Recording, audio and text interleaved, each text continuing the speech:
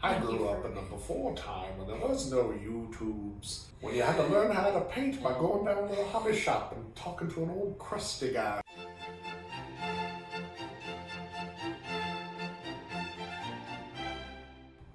Well, hello. Hello. Welcome to our channel. We are here today to talk about airbrushing. I know this is going to be a little bit longer of an episode, but we really just wanted to get everything that you know out on the table and kind of just start building a library here of good information. Yes. Because you've been through all the trial and error. I'm still in the error phase of modeling. That's how I learned to first paint in the 90s. From guys that were hanging out at our hobby shop and learned a lot of techniques, but they didn't airbrush, and so I got an airbrush and started messing with it. And what I had learned, I've learned by trial and error and going to some classes taught to me by people who do know what they're doing, and you can learn a lot. So I was talking during the show and tell video about how I kind of wanted to customize this board game that I'm never going to play. The gray pieces that came with it, I just thought would look nicer with that kind of all over metallic finish. I know the Dungeons and Dragons board games come with really nicely sculpted minis. So this is a good way if you don't want to spend all that time painting them up to look like the actual monsters and characters they represent. If you just want to, here's my bronze chess piece looking style figures, this is a really easy way to do that. We're having an airbrush class coming up. Yes, the end of the month, I believe, is we have an airbrushing class. It is $10 for those that want to attend.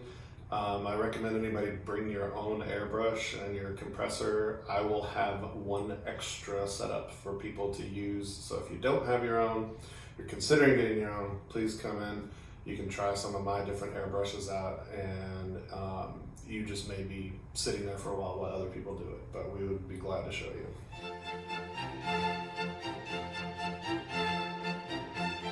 We ended up using my Your really low-grade airbrush to do all of this. It worked really well. It did. It worked fine. I bought it to do makeup with for special effects makeup, but now that I have it, it's kind of nice to be able to start kind of upping how my paint looks just on props and cosplay things. I'm already really, really, really into this. I thought you could do anything with an airbrush that you could do with spray paint, and that is not the case. No.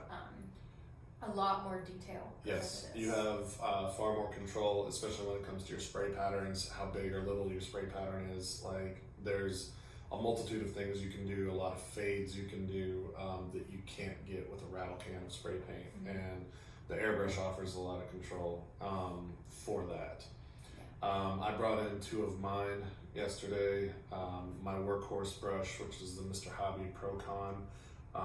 This is the 270, which is a 0.2 millimeter nozzle. I pretty much use this for everything.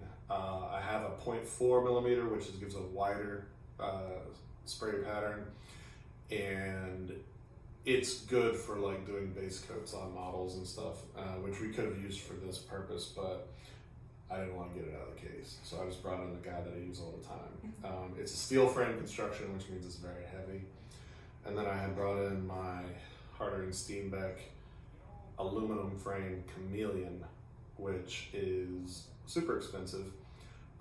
This is a 0.15 needle that I've got in here. It is a detail brush. You can do this for pinstriping, if you're doing vehicles, models. People even use these on auto body stuff, motorcycles and things like that to do tank designs. Well, it makes more sense that if you're doing that much detail work, you're going to be working longer, and you don't want a really heavy It is airbrush. about half the weight of these other two airbrushes, so you can just use this baby all day and you don't get the hand fatigue. The trigger action is much more subtle on it, whereas Allison's airbrush has a heavier trigger pull, and my Japanese airbrush, the Mr. Hobby airbrush, also has a fairly heavy trigger pull. Well, and yours break down in a couple more places than mine, so that they're actually easier to clean. Correct. We had a little bit of a time trying to get mine cleaned out without Q-tips, and then we'll get into cleaning stuff out in a minute, because that's kind of if you don't clean out your airbrush properly, you've thrown all of your money down the drain. I did have a question for you. How easy is it to buy a replacement needle for these, or are you just... It's very easy depending on the manufacturer. The harder end Steenbecks, you can, like my German airbrushes, there are two reputable online dealers, I think Midwest Airbrush Supply and Spray Gunner out of Florida. They're the two licensed, I think, U.S. harder end Steenbeck dealers. So I can only go there if I want to get like guaranteed a brand new needle, and you're going to pay a fortune for it. Some airbrushes, like these harder end Steenbeck, these are higher end airbrushes, and these are actually set up to where you can buy a needle nozzle kit and actually change what type of needle is in here. I've got this set with a 0.15 right now, but I can go up to the 0.2, the 0.4, the 0.5. I think they even make a 0.6 size needle, and it's a kit. Costs about $75 for one of these, but it changes the nozzle and it changes the needle. Everything else in here stays the same, but you can get that and change out the type of airbrush that this is. But you can't do that with every airbrush. You can't do that with my other one that I have here. But if you're doing a lot of custom work, yes, that's the airbrush to go with. For sure. I feel like mine is the airbrushing cheap t-shirts in the mall level. This is the base model, which is perfectly fine for doing base coats and everything else. It worked great yesterday. I liked it. So. But you noticed immediately that you didn't have as much control with it. The trigger control, I would not like to use that for long periods of time. No. And I can guarantee you, finding any replacement parts for this, they're not out there. Yeah. They want you to buy the whole new thing. The whole new thing. Right. Not happy with the air compressor I bought. It broke almost as soon as I started using it. Right. And it doesn't come with a tank, which filters out water from the air. Want a good moisture trap, and a tank is good. Some people say you don't need a tank, you can have tankless air compressors. I don't like a tankless air compressor because you get the pulse of the compressor in your brush. It's minuscule, but it is, for me, it's noticeable. Some guys don't notice it. I notice it, and it frustrates me. Well, and I learned yesterday, after having used this air compressor for like a month, somebody gave me one with a tank on it, so I started using that instead. It was like, oh, it's a nice air compressor. I didn't know that you were supposed to empty the water out of the tank because the instructional DVD that came with my set didn't really have any of that information. It was really vague like me assuming people knew to turn their spray nozzles upside down. I think these companies either presume that you will know to drain the tank, that's why the drain button there, or they're hoping you won't so that it rusts out quicker and you have to come and buy another one from them. It's a solid business model. I mean, it is. So some tank air compressors that I've seen for the airbrush market don't even have a drain. So that's bad. If you're going to buy a tanked an air compressor with a tank, make sure it has a moisture drain at the bottom and use it. Use it at least if you're airbrushing a lot, or if you're in a humid climate like we are here. Drain that tank at least once a week. You can get away with once every couple of weeks, once every 3 weeks. Now, if you're not using it, it's sitting in the closet and it's empty, you'll be okay. Just leave the tank drain open. It took us like a minute to drain that. I mean, it's starting to sound like, oh, you gotta drain. You unscrew the thing, you let it drain out, and then you screw it back in, and it's done. Just like that. We don't have to do a tutorial now. Yeah. There you go.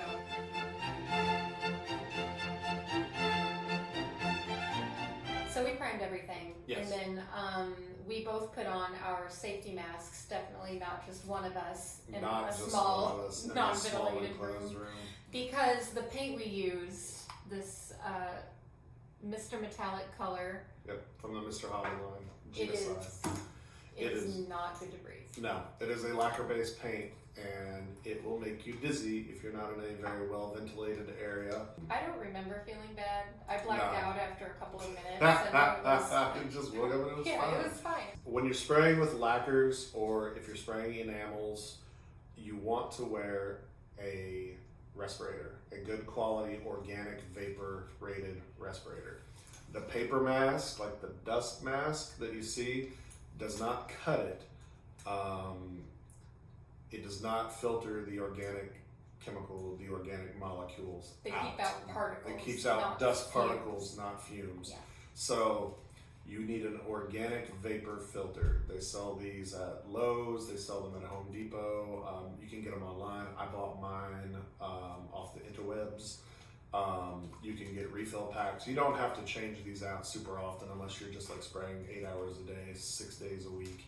You don't need to change these quite often, but a good mask like this will last you 4 months before you have to pop these filters off and replace them. But it is for your health. And I even recommend, they say you don't have to, but wear a mask even when you're spraying the water-based acrylics, because you are vaporizing particulate, and breathing that in isn't good for you. Even if it's water-based, even if it says it's non-toxic, you're still breathing in paint particulate, and it's not good for your respiratory system no matter how you cut it. So always wear a mask. I'm asthmatic, so I have to. Anybody else who has any lung issues like I might have, this is your friend.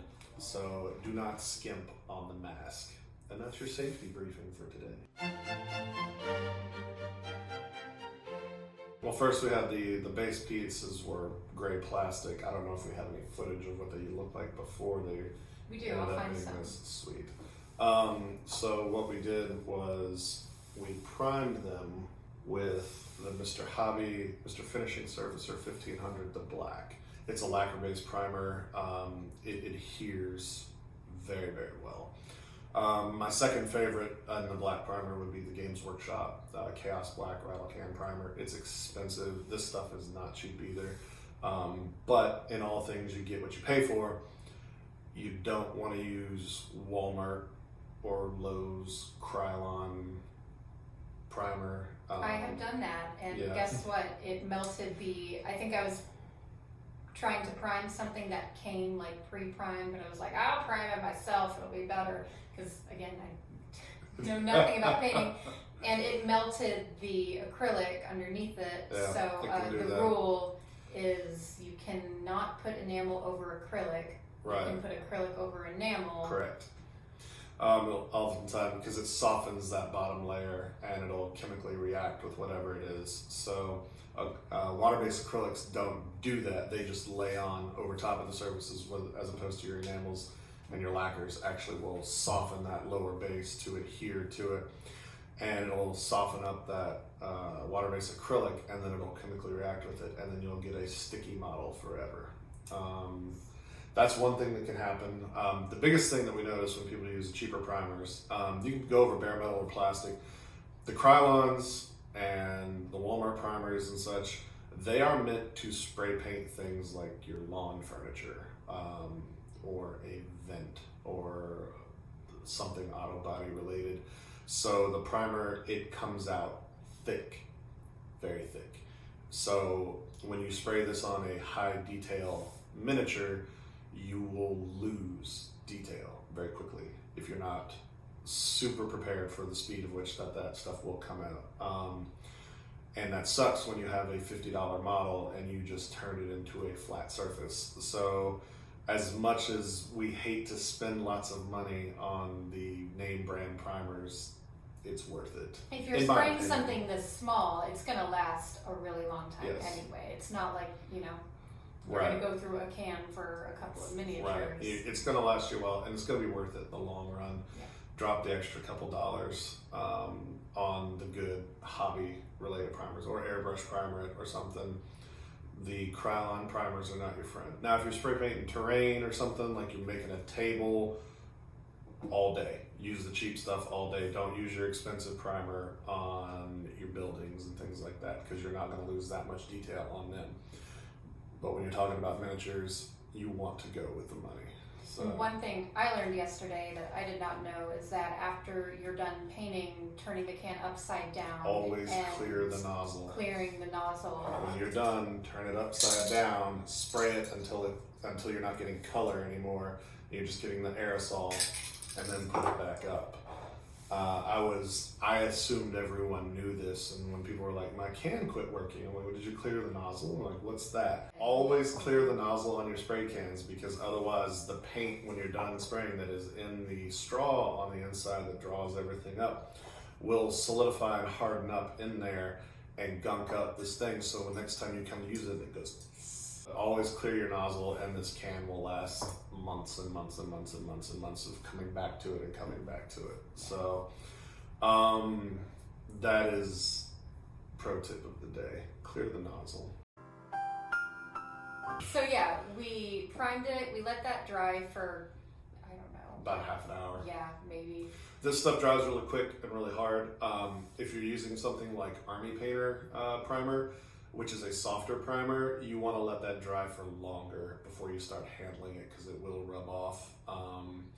It's decent primer, it's a good primer, but it is a softer. It'll dry to the touch, but it is not cured at that point and not in the handling stage. So you want to at least give your Army Painter primer about 2 hours to dry before you start messing with it. For sure. At least that's been our experience here in the nice humid state of Kentucky in the Ohio Valley. That is definitely an issue. So then we moved on to airbrushing.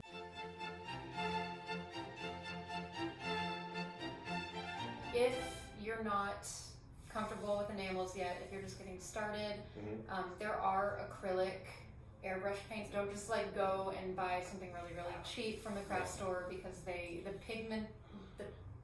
pigments in the craft store paints are much larger than modeling paints. They are not ground as fine, so they will not flow through your airbrush. But and you can fudge that when you're just hand brushing. painting, It doesn't matter. Yeah. But especially for an airbrush, you're going to you want that finer pigment for the aerosoling effects of the airbrush. You can turn any quality model paint into an airbrush paint if you're willing to play with the thinning amounts enough. Some paint lines are designed to be airbrushed. The Tamiya line is all designed to be thin for brushing or airbrushing. The Scale 75, which is this is just scale color, not meant for airbrush. Yeah. But then down it'll totally work through an airbrush. These are brushable paints, but they had airbrushing in mind when they made them, I think, because their pigments are super finely ground.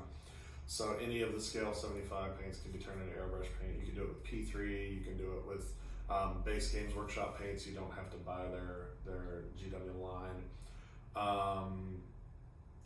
Any of those can be turned into an airbrush paint. And then you have lines like Viejo, which has 2 airbrush lines. They have their model color line, and then they have their game color line, which is what we have here. This is a different gold that we were talking about on a previous video. These are the Viejo airbrush line. They are pre-thinned for your airbrush, in theory. Sometimes you still have to thin them more based on the type of airbrush, the size of the needle, what you're doing to get them to spray the pattern you want, the consistency that you want. So just because it says it's airbrush ready doesn't necessarily mean that it's airbrush ready. So if I put that in my airbrush and it's just not coming out as you know as soon as you start using it that either it's just not coming out at all, or it's kind of coming out in spurts. Yes. Can you just pour a paint thinner in over it and kind of? Yeah, you would. What you would do at that point would be get you a pipette and put a drop of thinner into the cup directly. Then take some paper towel, cover the nozzle of your brush, push down on the air, and it'll backflow. You'll see the paint in the cup will bubble, and that basically functions as a mixing action. And so you can try and thin your paint again there, and then rinse and repeat as necessary until you get the consistency that you want. At the risk of saying I don't like certain things, I said any paint can be turned into an airbrush paint. Don't use Army Painter.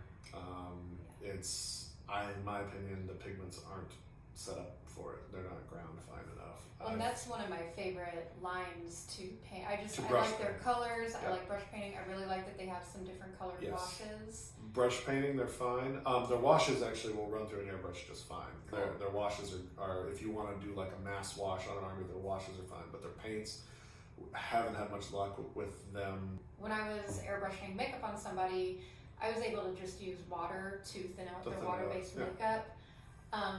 to my knowledge, you cannot always do that with, you definitely can't do it with an enamel. Correct.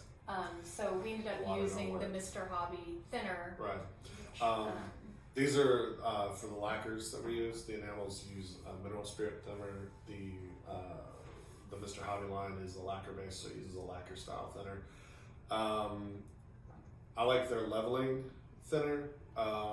This is pretty much what all the guys on the interwebs talk about. I recommend it as well. It actually has a drying retarder, and they call it leveling thinner, because when the paint hits, it actually self-levels on the model, so you don't get big ripples or anything like if you overspray too much. Cool. And it's all it is a drying retarder built into the thinner itself, so it doesn't immediately dry. It gives it a few seconds to kind of level out. They have Mr. Hobby that's regular thinner, which is just straight up like a diluted lacquer thinner that they use to put through it. And that's what we use to clean. That's what we use to clean the airbrush. I like the lacquers because you can go and buy a gallon jug of lacquer thinner from the hardware store. Don't use it to thin the paint. Use it to clean the airbrush because it's what we call, it's too hot to thin the paint. So if you're not careful and you get too hot, too much concentrate in your paint, it'll actually start eating the model that you put it on, because it'll start adhering to that plastic just a little too hard. So you definitely want to use the stuff that's formulated for the thinner. But you can use that cheap stuff, the gallon jug stuff, to clean your airbrush, and nothing will get it cleaner. But don't leave it soaking overnight. Don't leave it soaking overnight. Clean your airbrush, lay it all out to dry. Be a responsible airbrush parent. For your water-based acrylic thinners, Viejo makes thinner. Just about all these companies make it. MIG makes a thinner. Badger makes their own thinner. Every company that makes airbrush or airbrush paint makes their own thinners.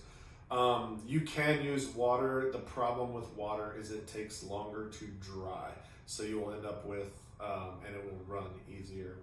I like to use the Viejo Airbrush Flow Improver, which works similar to the leveling compound, the leveling thinner for lacquers, and that it has a built-in drying retarder. It actually helps prevent dry tip from the water-based acrylics on your airbrush and lays it down. It doesn't evaporate as quickly as, say, just a straight thinner, which actually has a drying additive put in it. Just don't mix your mediums. Don't use your acrylic water-based thinner to try and thin your enamel or your lacquer.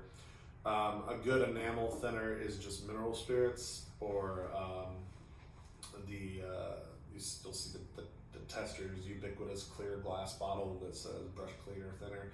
That works. It's just mineral spirits. I recall when you were painting these that you were going from the top down to kind of preserve any of the shadows. It's called zenithal technique for producing light and dark effects. You start with your dark primed model, and then you hit from a higher angle a light color primer, either a light gray or a white, and then you start doing your base paints on top of it. So the areas that are still dark, when painted with other colors, will be darker than the areas that are painted light to represent light and shadow effects. You can basically, you're painting the model from an upward angle. Since these are actually we're going to be just completely gold, it doesn't matter at this point. If you're going solid color the whole thing, it adds a little bit to it, but you can go straight on. If you don't want it to get too far in the recesses, don't spray from up underneath, because then everything will be the same color. And it'll all drip back down and pull. So I remember the two-tone primer with the light and shadow was something that was really effective with the contrast paints when you guys started playing with those. Yes. So that's not the same just thing. Airbrushing. No, you can do it. You can take a black primed model, line some of them up, take some white spray primer and just go over the top, and it'll fall on that top areas of that model, so you'll get lighter effects than you will on the base of the model. So it's just, if you're concerned about source lighting or making your models look more realistic, that's a technique you can use for that. You don't have to. Some people just like consistent color schemes all the time, and that's fine too. It's all in preference of users. There's no, this is the right way to do this all the time. It's not. It's whatever you like. Sealer is your friend. We discussed this yesterday. I forgot to bring it up today. Matte sealer. This is the Army Painter matte varnish sealer. We use this a lot. I personally, I like the Testors dull coat. It's a lacquer based, but any of the sealers you can use as universal barriers between your paints. So what we said earlier about don't cover your acrylic, water-based acrylic with an enamel or a lacquer because it'll activate. You can do that if you seal the water-based acrylic first. Any sealer is good between coats. When you start changing, like whether you want matte, satin, or gloss, is if you plan on putting like a whole wash over something and you don't want it to sit on the surfaces, you want to guarantee that it just flows in the cracks, use a gloss sealer. Because it's slicker, and so when you spray on your wash or you're brushing on your wash, it won't stick to the flat areas. It'll be actually inclined slide down to like run you want off it to. into the crevices. Well, and something Chad taught me when I was just getting into this was that even if you're not about to put a wash on it, sealing anything with a gloss and then going over it with a matte. I like all of my things to have a matte finish. So do I. I just like that. But that the gloss tends to be stronger and kind of Gloss a better barrier. Gloss coat is much harder than a satin coat or a matte coat. So if you're playing with stuff a lot, finish it with the gloss coat anyway, and then go over it. And then what I like to do is go into the parts that I think should have been shiny, like gems or metal, and visors, then you can really take like out things, and then you have that. Absolutely, that is correct.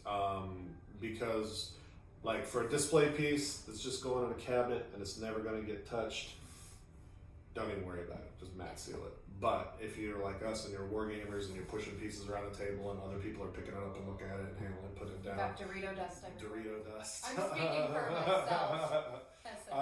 Absolutely, you want a gloss coat as your final coat. You gloss coat it and then you matte seal it. And if there's things you need to pick out with the gloss after that, you can, like gems, visors, lenses, things like that. But gloss coat is much harder than your dull coats, than your mattes. But it is, either one is a universal sealer, and you put it between coats, especially if you're painting the model and you're handling it too. It's good for that too, to keep from rubbing. If you don't use a paint handle or something and you're touching your model, then it helps keep from rubbing the paint off. So yeah, the whole painting of these, I really want to say I don't even have a whole 3 minutes of B-roll of you doing that, and I shot all of it, so it went really quickly. I think it took us longer to clean the airbrush than it did to actually paint everything.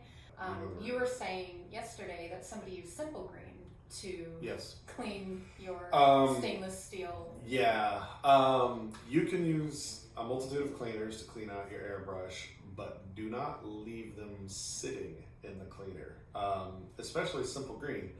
I loaned a very expensive airbrush out years ago, and it came back to me looking like it was rusted, and which is amazing to me because it was a chrome finish airbrush.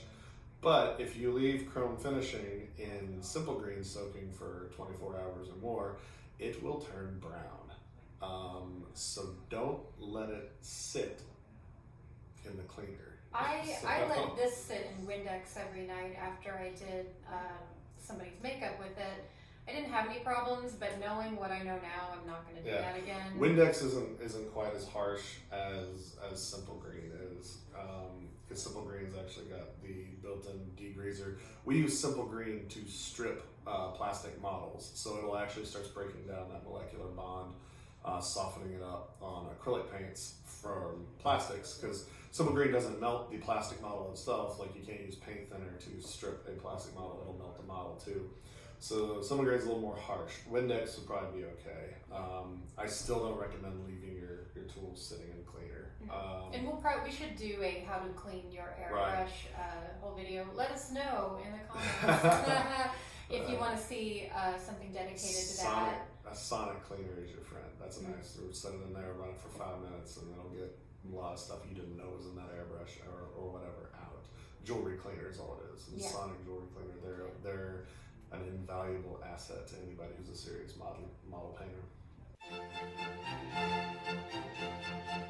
I noticed you look like you've added some weathering since we airbrushed them gold yesterday. They look really good. I did. I went over it with the Army Painter Blue Tone wash because it's the only wash I have.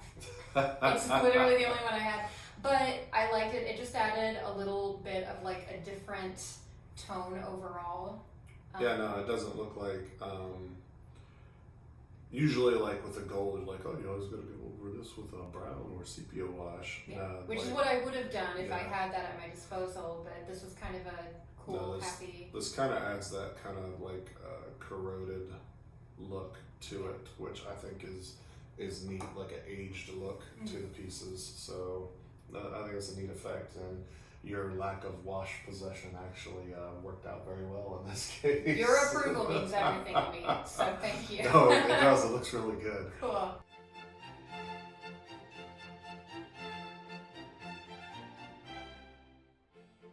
Thanks for watching, guys. We'll definitely see you next time. Definitely. Let us know what you think in the comment section. Be honest. Thank you to all 117 people who have subscribed now. You guys are great, and we'll see you next time. Cool. People will find our awkwardness relatable.